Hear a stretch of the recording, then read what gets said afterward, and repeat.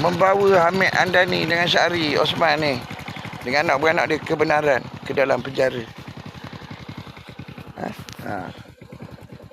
Dengan kebenaran. Okey.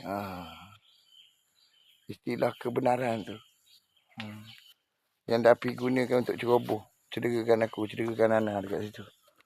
Yang Saha ni gunakan istilah kebenaran tadi. Dan pro-pra gambar kebenaran.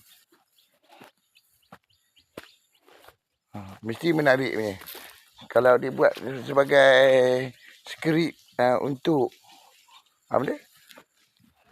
Untuk gerak khas undercover ni. Pasal Saha kebenaran ni masuk dalam penjara ni kan.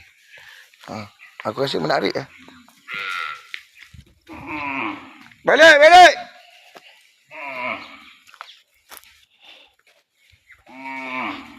Aku rasa sangat-sangat menarik. Balik!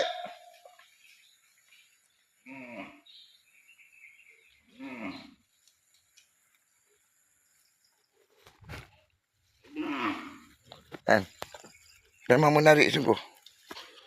Pasal kereta motor yang meniaga dekat situ beli, yang jumpa ejen daripada Datuk Wahid punya ejen tu, yang perempuan tu, yang dia malam dekat rumah mak aku ni. Dia tengok ayah aku kena pukul, kena serang dekat kawasan nursery ni, kawasan ni.